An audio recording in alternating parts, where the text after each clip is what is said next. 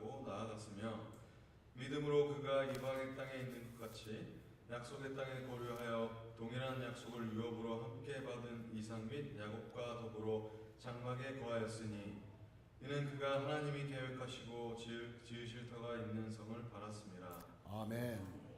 여러분들 항상 기뻐하시고 범사에 감사하시고 쉬지 말고 주님과 대화하시길 바랍니다. 옆에 계신 분들 같이 인사하는 시간을 갖습니다. 오늘도 만나서 반갑습니다. 믿음대로 사시면서 승리하십시오 하고 여러분들 선포하시면서 앉으시길 바랍니다. 기도하겠습니다. 아버지 하나님, 하나님을 예배하게 하시니 감사를 드립니다. 이렇게 육적으로 영적으로 건강한 그러한 상태로 이 자리에 임하게 하시니 너무나 감사를 드립니다. 성령 하나님께서 여기 모인 모든 분들에게 말씀하실 때에 하나님의 참뜻을 깨닫고 그 말씀대로 순종하면서 승리하는 아름다운 역사가 있도록 도와주시고 전언자의 입술을 온전히 주장하셔서 하나님의 말씀을 잘 대언할 수 있도록 도와주시기를 원합니다. 함께 하실 줄로 믿습니다. 예수님의 이름으로 기도드리옵나이다. 아멘. 어떤 목사님이 알프스의 한 빙하 동굴을 방문한 적이 있었습니다. 그 동굴은 단단한 얼음을 뚫어서 통로를 만들어서 깊이 내려가는 것입니다. 으스스한 그런 터널을 조금씩 지나면서 느끼는 것은 가늘게 그 들려오던 모든 빛도 다 사라지고 차마 앞을 볼 수 없는 그런 상태에 이르게 되는 것이죠. 그래서 어느 골목 맨 끝에 어떤 골방에 이르니까 앞이 하나도 보이지 않는 거예요. 그때 이제 들려오는 안내원의 이야기가 있습니다. 잠깐만 기다리세요. 5분쯤 지나게 되면은 앞을 똑똑히 볼 수 있게 될 것입니다. 라고 그렇게 음성이 들렸습니다. 그래서 목사님은 가만히 선 채로 무작정 기다렸습니다. 그랬더니 과연 안내원의 말대로 5분쯤 지나니까 눈앞이 환해지는 것을 느낄 수 있었다고 합니다.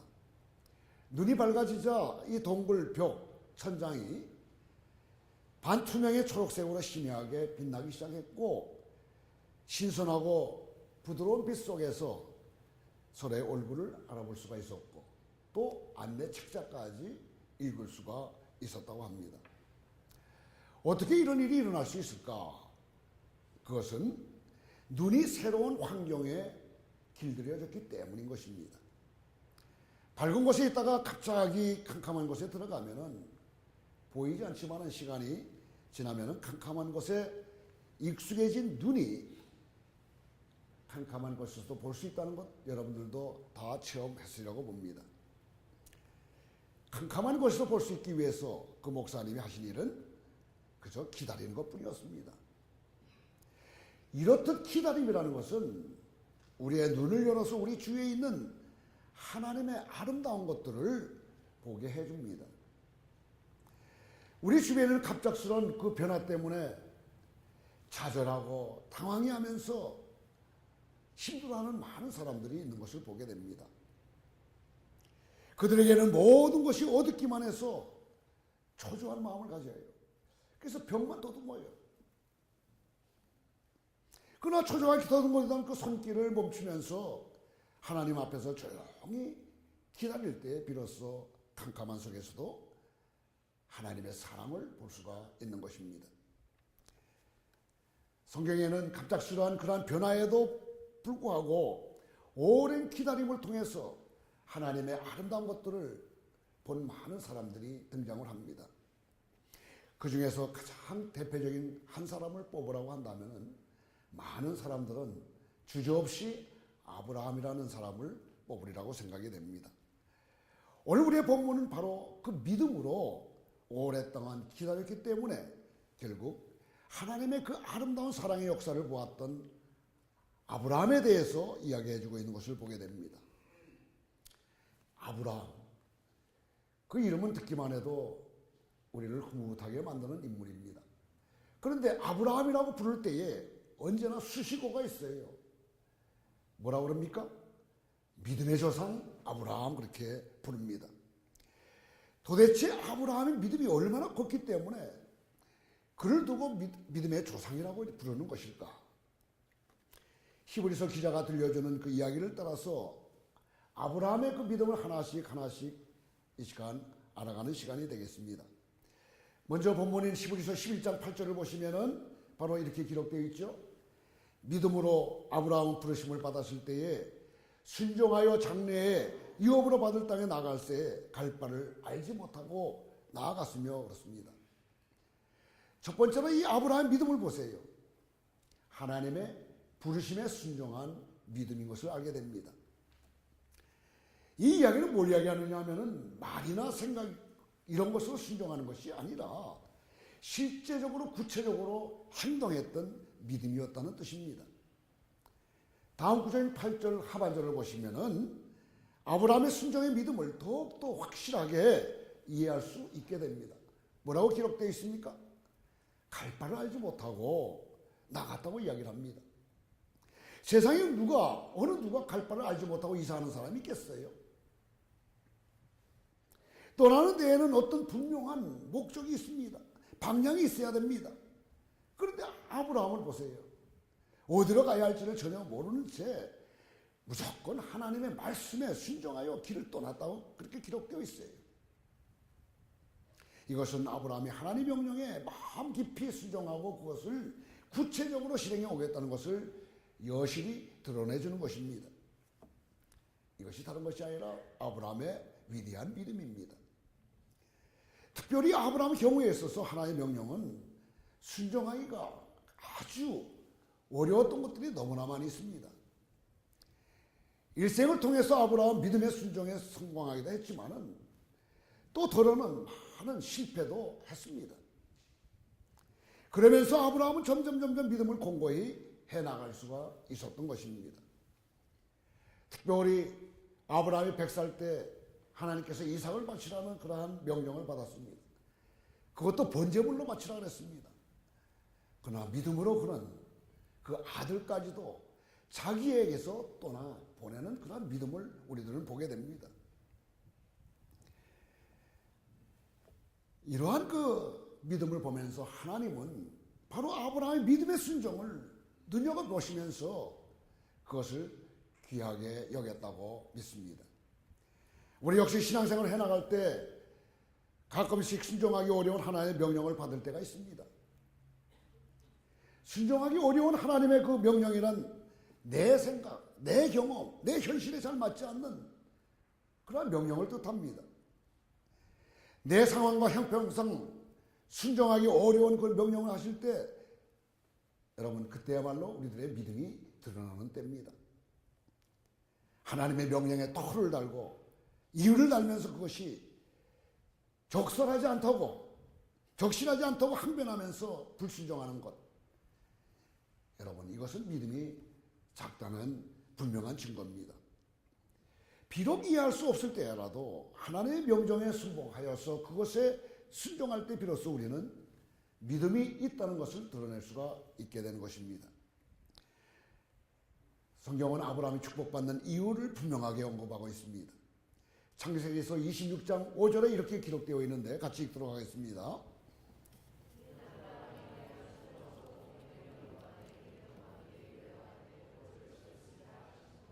아브라함은 이해할 수 없을 때라도 그것을 이성적이고 합리적으로 판단해서 따지는 대신에 순종함으로써 자신의 믿음을 하나님께 보여드렸습니다.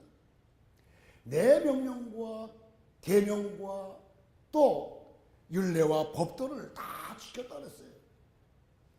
그리고 이 순종하는 믿음을 보시고 하나님은 축복을 해주셨습니다. 여러분 순종하게 되면 반드시 반대 굽는 축복이라는 사실입니다. 특별히 8절 상반절을 보시게 되면 믿음으로 아브라함 부르심을 받았을 때라는 말씀이 있습니다. 이 구절은요 우리의 하나님이 부르심의 하나님이심을 잘 나타내주고 있는 것이에요. 로마서 4장 17절 말씀은 이렇게 기록되고 있죠. 17절 말씀 같이 읽습니다. 기록된 바 내가 너를 많은 민족의 조상으로 세웠다 하신과 같으니 그가 믿음 바 하나님은 죽은 자를 살리시며 없는 것을 있는 것으로 부르시는 이시라. 죽은 자를 살리시고 없는 것을 있는 것처럼 부르시는 분은 바로 하나님이십니다. 즉 하나님의 부르심, 하나님의 초청이 바로 아브라함의 믿음의 근거라는 거예요. 우리 믿음의 근거 역시 하나님의 부르심에 있습니다. 부르심이 있기 때문에 여러분들이 응답을 하셨고 반응도 있는 것입니다. 그렇기 때문에 우리들도 이 믿음의 부르심에 따라서 이 자리에 앉아서 하나님을 예배할 수가 있는 것입니다. 자, 그렇다면 아브라함에 있어서 하나님의 부르심의 내용은 과연 무엇일까? 오늘 이것을 세 가지로 찾아보도록 하겠습니다. 창세기 12장 1절은 이렇게 말씀하고 있습니다.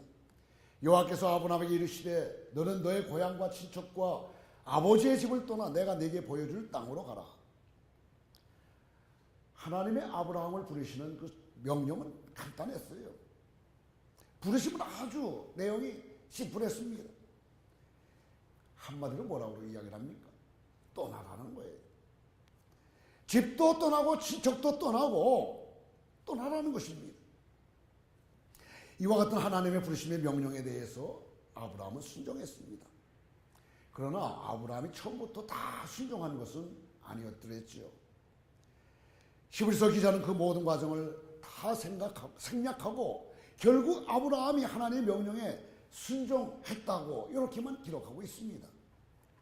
즉 하나님은 그분의 사랑이 많으신 성품을 따라서 과정 중에 있었던 자충 우돈을 기억하는 것이 아니라 마지막에 아브라함이 온전히 순종했다는 것, 그것만 기억하고 있다는 것, 이 얼마나 감사한 일인지 모릅니다. 성경은 아브라함이 온전한 순종을 하기까지 그는 수많은 잘못과 고난의 길을 통과해야만 했음을 여실히 보여주고 있습니다. 처음 하나님께서 아브라함을 부르실 때 네 고향과 친척을 떠나서 지시할 땅으로 가라고 하셨습니다. 그런데 아브라함은 고향을 떠났습니다. 그렇지만은 아버지 데라와 조카 롯은 버리지 못하고 같이 데리고 떠났어요. 이건 온전한 순종이 아니지 않습니까? 그렇기 때문에 아브라함은 말할 수 없는 여러 번의 난관을 경험할 수밖에 없었던 것입니다. 어떤 분들은 말합니다. 하나님께서 왜 하필이면 친척을 떠나라는 가혹한 명령을 내렸는가? 그것을 의아해 합니다. 그러나 어떠하든지 간에 우리가 알아야 할 것은 하나님은 언제나 좋으신 분이라는 사실입니다.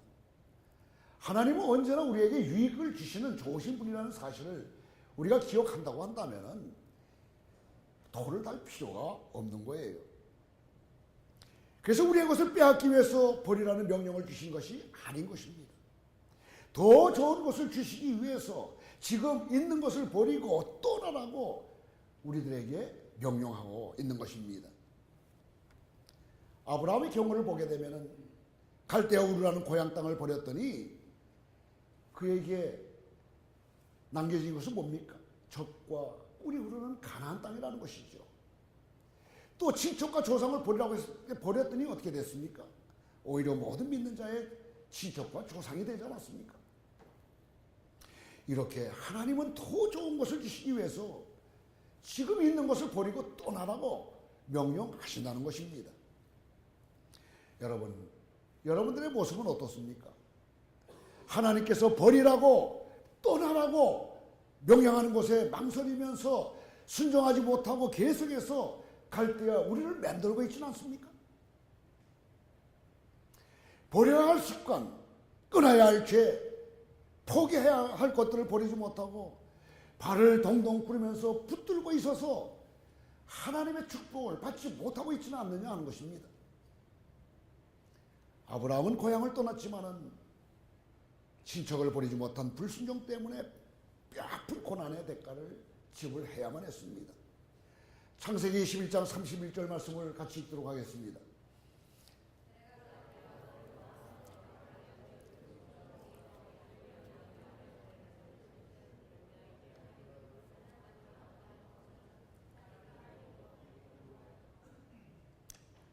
가나안 땅을 향해서 걸어가던 아브라함이 하란이라는 곳에서 머물어요. 젖과 꿀이 흐르는 가나안 땅을 향해서 전진하여 하는데도 불구하고 이 하란 땅에서 아브라함의 일가는 머뭅니다.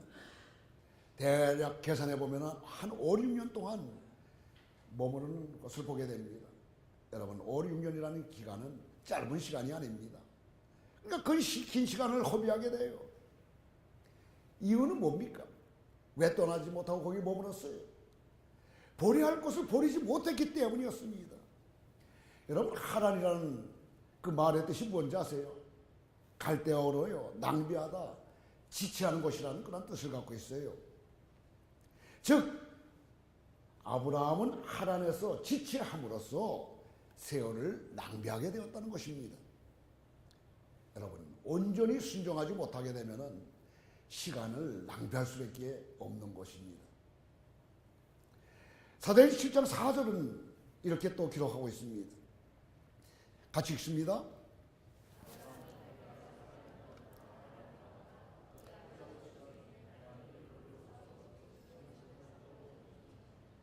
이 말씀은 뭡니까? 아브라함이 하나님을 떠난 시기를 알려주고 있습니다. 즉 아브라함이 아버지가 죽었을 때에 비로소 하나님이 지시하던 그 땅으로 떠날 수가 있었다는 것입니다. 여기서 아버지 데라의 존재는 뭡니까? 아브라함에게 있어서는 가야 할 길을 방해하는 존재였더랬어요. 신앙의 전진과 신앙의 성숙을 가로막는 장애물이었다는 것입니다. 데라라는 말은 갈대어로서요, 연기하다라는 뜻을 갖고 있습니다. 결국 아브라함은 데라를 두고 오지 못하기 때문에 시간을 잃어버리면서 가야 할 길을 연기할 수밖에 없었다는 그러한 이야기가 되지 않겠습니까? 여러분의 데라는 무엇입니까? 여러분의 발목을 잡고 있는 데라는 무엇인가 한번 확인해 보시길 바랍니다. 무엇이 여러분의 신앙 성장을 파괴하고 있습니까? 아브라함은 온전히 순종하지 않아서 많은 대가를 지불했습니다. 대가를 통해서 아브라함은 온전한 순종의 중요성을 배우고 결국 하나님 앞에서 절대적으로 순종하게 되었던 것입니다. 여러분 하나님 앞에서의 절대적 순종은 결국 하나님에 대한 절대적인 믿음을 말하는 겁니다. 여기서 우리는 하나님의 진리를 발견하게 됩니다. 그것은 뭐예요? 신앙이란 떠남으로써 시작된다는 것입니다. 여러분 이렇게 이야기를 하니까 어떤 분들은 마음의 교회에 불만을 갖고 있다가 정말 이것이 하나님이 나한테 주시는 메시지라 그래서 그 다음에 금방 떠나는 분들도 종종 있는 것을 보게 됩니다. 이건 그런 의미가 아니에요. 내 마음의 어떤 분과 화 이런 것들 때문에 언제나 불만을 갖고 있던 그런 사람들이 이 말씀을 들어가지고 떠나라. 그래서 이 교회를 떠났다. 이건 말도 안 되는 것입니다. 여기서 이야기하는 건 뭘 이야기라는 거예요? 나의 나쁜 것들, 버려야 될 것들, 이런 것들을 이야기하는 것입니다. 그런데 대부분의 성도들은 반면에 어떤 사람들이 많이 있냐면 그냥 안주하려고 하는 사람들이 많이 있어요. 머물고 안주하려는 경향이 너무나 많이 있습니다. 하나님은 우리 자신의 죄악된 상태라든가 현재라든가 우리의 잘못된 태도와 생각과 행동을 버리고 그것에서부터 떠나라고 끝없이 도전하는데 그런 것들을 버리지 못하고 그냥 안주만 하려는 것입니다. 우리는 그 익숙하다는 그런 핑계로 좋은 게 좋을 거라는 식의 합리화로 우리를 묶고 있는 죄악된 현재에서 떠나기를 거부하는 것입니다. 이와 같은 하나님의 명령에 순종을 하지 않기 때문에 믿음이 전혀 자라지 않고 계속 그 자리에 있는 그러한 것, 그것은 너무나 당연한 것입니다. 아브라함이 위대한 믿음을 가지고 믿음의 조상이 되었던 그 이유는 그가 하나님의 그 명령에 절대적으로 순종했기 때문인 것입니다. 여러분 이것을 반드시 기억하시길 바랍니다. 사실 하나님의 뜻이 내 생각과 내 경험과 내 이치에 맞지 않는 것들이 많이 있을 수 있어요. 그럼에도 순종이라는 건 뭡니까? 다 나를 버리는 것입니다. 그리고 따르는 것입니다. 그러면 우리가 믿음대로 삽시다 하지 않습니까? 한번 말씀대로 살아보자는 거예요. 여러분 그 결과가 어떻게 나타나는지 한번 확인해 보라는 것입니다. 반드시 여러분들 하나님을 찬양하는 그날이 올 것이라고 저는 분명히 믿습니다. 믿음대로 살아야 됩니다. 이럴 때 하나님이 기억하고 계세요. 그 반대의 극본은 뭡니까? 축복인 것입니다. 두 번째로 아브라함의 믿음은 어떻습니까? 여러분, 아브라함이 그렇게 훌륭한 믿음을 가졌다 하더라도 태어날 때서부터 그렇게 훌륭한 믿음을 가졌던 사람들은 아닌 것입니다. 이것에 우리들은 참 감사함을 느낄 수 있는 거예요. 내 상태가 이 정도다. 이 상태대로 계속 머물러 있을 것이다. 아니라는 것입니다. 언젠가는 아브라함의 그 믿음, 그 이상하게 될 수 있는 날도 올 수 있다는 것을 이 아브라함의 그 믿음을 통해서 우리는 배우게 되는 것입니다. 여러분, 믿음이라는 것은 태어날 때부터 생기는 것이 아니라 후천적으로, 점진적으로 만들어진다는 것입니다. 좀 아브라함을 보세요. 메소포타미아 지하왕 이방 세계 속에서 자라지 않았습니까? 어떤 사람은 그가 떠날 때 나이가 한 50세, 60세 정도 된다고 이렇게 봅니다. 그리고 하나님의 명령을 받은 때가 75세가 되지 않을까 이렇게도 생각을 합니다. 그렇다면 그와 그의 가족들은 이방 민족이 했던 것처럼 우상을 숭배하면서 살아왔을 것이 너무나 분명해요. 믿음의 조상인 아브라함은 그 양가가 동방에는 믿음의 가정이 아니라 우상을 숭배하는 그 문화와 배경 속에서 태어나고 자랐던 것입니다. 그리고 어떤 역사학자들은 그렇게 이야기를 합니다. 그 집안의 그 직업이 뭔지 아느냐고, 우상을 만들어서 판매업을 했던 사람이라고 그렇게들 이야기를 합니다. 그렇게 하나님과 전혀 상관이 없이 살던 사람이 하나님의 택하심과 부르심을 받았다는 것이죠. 즉 아무것도 하나님께 잘한 것이 없었는데도 불구하고 하나님은 아브라함을 택하시고 부르셨던 것입니다. 여러분, 구원의 주도권은 언제나 하나님께 있습니다. 세상이 하나님을 사랑한 것이 아니라 하나님이 세상을 먼저 사랑하셨습니다. 그래서 하나님의 계획 가운데 예수 그리스도가 이 땅에 오실 수가 있었던 것입니다. 순전히 하나님의 은혜로 택하심과 부르심을 받았습니다. 그럼에도 불구하고 아브라함은 완전한 순종을 할 수가 없었다는 것이죠. 그래서 하나님께서 많은 시간을 허송세월하게 되었던 것이죠. 그렇게 처음 아브라함은 믿음의 순종에 실패를 했던 사람입니다. 그가 실패한 반면 그러나 하나님은 실패하지 않으셨어요. 하나님은 계속해서 아브라함을 기다려주시고 참아주시면서 그를 격려하시고 세워주시고 위로하시고 책망하시기를 멈추지 않으심으로써 마침내 아브라함이 온전한 믿음을 가질 수 있게 하신 것입니다. 그렇게 오랜 세월 동안 아브라함은 참고 기다려주셨을 때 마침내 기꺼이 드릴 만큼의 그 믿음과 순종의 모습을 보여주었던 것입니다. 처음부터 온전하고 위대한 믿음을 가진 사람은 이 지구상에 아무도 없습니다. 그러나 우리 하나님은 어떤 분이세요? 그분은 결코 실패하지 않으시는 분이라는 것입니다. 그분은 결코 우리를 포기하지 않으시는 분이세요. 지금 내 모습이 보잘것없다 할지라도 언젠가는 온전케 만들어주시는 그런 하나님이라는 것입니다. 여러분, 이 사실을 믿으시기 바랍니다. 절대로 나 같은 사람이 어떻게 믿음의 사람이 될까 포기하지 마시라는 것입니다. 지금은 사람의 눈에 볼 때에 야, 저 사람이 신앙 있는 모습이 전혀 보이지 않아. 실망을 줄 수 있을런지 몰라요. 그러나 나중된 자가 먼저 간다는 말이 있지 않습니까? 이 사실을 기억한다면 하나님의 선지 누구도 예측할 수 있는 분이 없습니다. 그러니까 누구를 비웃거나 누구를 책망하거나 누구를 겨냥해서 조롱하지 않게 되기를 바랍니다. 여러분 가운데에서 정말 위대하신 선교사가 나올지 위대하신 전도사가 나올지 누가 알겠습니까? 여러분, 우리의 믿음 하나님은 하나하나 키워가시고 믿음의 장성한 분량까지 이끌어 가신다는 사실입니다. 이 사실을 꼭 믿을 수 있게 되기를 바랍니다. 세 번째입니다.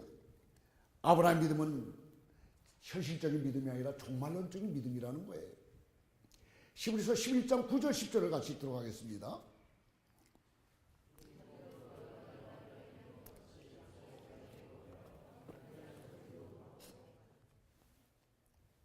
10절 이는 그가 하나님이 계획하시고 지으실 토가 있는 성을 바랐습니다.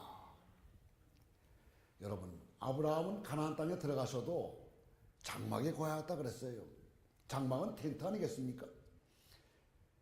마침내 정착할 가나안 땅에 도착했다고 한다면 좋은 집 짓고 여기서 오랫동안 대를 이어가면서 살아야 될 것이라고 생각하면서 벽돌로 또 뭐 성을 쌓는다든가 이렇게 하면서 살아야 될 것이 당연한 것 아니겠어요? 그러나 아브라함은 그러지 않았어요. 텐트를 치고 살았다는 것입니다.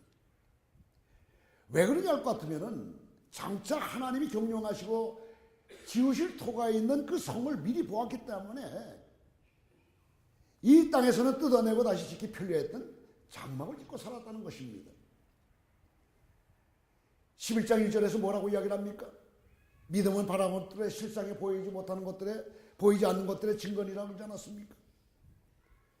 아브라함은 한치 앞도 볼 수 없었던 그 상황 속에서도 믿음으로 떠났고 믿음으로 걸었고 믿음으로 살았다는 것입니다. 그래서 그가 족과 끓이 흐르는 그 가나안 땅보다도 더 좋고 더 아름다운 그 하늘나라의 그것을 생각하면서 결국은 그렇게 살았다는 것이죠. 그가 무엇이 되었습니까? 천국의 상속자가 되지 않았습니까? 이렇게 되기 위해서는 어떤 길을 가야 될 것인가? 여러분, 빌리 그리함이라는 목사님 아시죠? 거기에 킴 윅스라는 맹인 자매가 언제나 동행하고 있었어요. 그 자매가 간증을 합니다.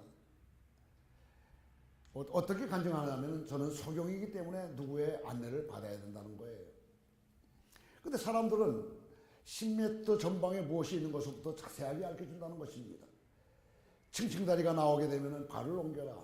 층층다리가 있으니까 조심하라. 또 흙탕물이 있게 되면 피해라. 신발이 젖을 수 있다. 잘 이끌어준다는 거예요.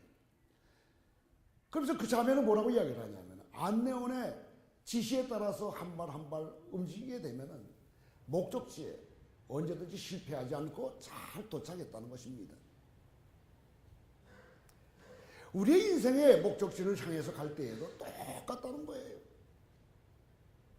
나를 부르시고 인도하시는 주님을 신뢰하면서 한 걸음 또 한 걸음을 옮기다 보면은 주님께서 나를 위해서 예비하신 그 영광스러운 목적지에 분명하게 도착할 수 있을 것이라는 것입니다.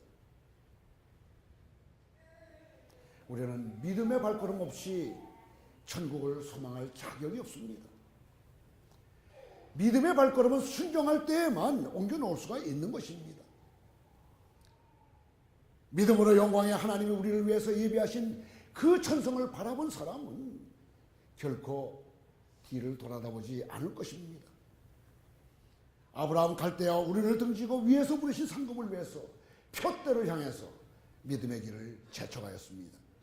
그리고 그는 언제나 떠날 준비를 하며 살았습니다. 그의 생애에 들어야 할 마지막 그 영광스러운 부름을 기다리면서 그는 그렇게 살았던 것입니다. 그래서 그는 장막 안에 거하면서 언제나 만족하고 즐거워했습니다. 하나님이 경영하시고 지으실 토가 있는 성을 바라는 종말론즉 믿음을 가지고 말입니다. 여러분, 현재의 삶이 어렵고 힘들다고 해서 너무 고민하지 마시기 바랍니다. 너무 걱정하지 마시길 바랍니다. 이 아브라함의 믿음을 보면서 그가 능력이 없었겠어요? 여러분, 318명의 사병을 거느릴 수 있는 능력의 소유자가 바로 아브라함이었더랬어요. 그럼에도 불구하고 천막을 짓고 살았다. 그건 뭘 이야기하는 것입니다. 이 세상보다 더 좋은 천국이 있기 때문에 그것을 바라면서 살아가고 있었다는 것입니다. 이러한 믿음 우리가 본받아야 되지 않겠습니까? 말씀을 맺겠습니다. 아브라함의 믿음의 조상이라 불릴 만큼 위대한 믿음을 가질 수 있었던 것은 오직 하나님 때문이었습니다. 그분이 먼저 아브라함을 은혜로 선택하고 부르셨기 때문에 아브라함은 믿음을 가질 수가 있었습니다. 또한 아브라함은 처음부터 위대한 믿음을 가졌던 것이 아니었습니다. 믿음에 따른 끝없는 순종의 훈련을 통해서 아브라함은 이전보다 더 큰 믿음을 얻게 되었습니다. 때때로 그는 믿음에 실패했습니다. 또 쓰러지는 경험도 했습니다. 그렇지만 하나님은 결코 실패하지 않으시고 쓰러지는 경험을 했지만은 하나님은 언제나 그를 붙잡아 주셨고 참으시면서 지혜와 위로와 격려와 책망을 하시면서 그를 더 큰 믿음의 사람으로 만들어 가셨던 것입니다. 그렇게 해서 결국 아브라함은 아들을 제물로 바칠 만큼의 믿음을 갖게 되었고, 나아가서 가나안 땅에서도 집을 짓는 대신에 장막을 지어 살면서 장차 하나님께서 경영하시고 지으실 토가 있는 성을 바라고 소원하는 종말론적 믿음을 가졌던 것입니다. 사랑하는 성도 여러분, 여러분들 또한 하나님의 은혜의 선택과 부르심을 따라서 믿음으로 응답하고 반응해서 이곳에서 하나님을 예배하고 있는 것입니다. 그리고 하나님의 인도하심을 따라 여러분은 더 큰 믿음을 겸비해 나가고 있는 중입니다. 점점 더 굳건해지는 여러분들의 믿음을 통해서 여러분들은 장차 하나님이 만들어 놓으신 성에 거하게 될 것입니다. 그러므로 축원합니다. 사랑하는 여러분, 작은 한 말씀이라도 그것에 온전히 순종하심으로써 더 큰 믿음의 길로 나아갈 수 있게 되기를 주님의 이름으로 축원합니다. 또 그렇게 오래 참고 기다리시는 하나님의 사랑과 하나님의 나라를 소망하면서 하나님께 믿음으로 반응하여 하나님의 기쁨이 되시기를 주님의 이름으로 축원합니다. 기도하겠습니다. 사랑하시는 하나님, 아브라함의 믿음을 본받기 원합니다. 갈 바를 알지 못했지만 하나님의 말씀이 있기에 순종했던 그 믿음을 우리에게도 허락해 주시기를 원합니다. 아브라함이 보았던 새하늘과 새 땅을 우리 또한 믿음의 눈을 들어서 볼 수 있게 은혜의 은혜를 더하여 주시옵소서. 예수님의 이름으로 기도드리옵나이다. 아멘.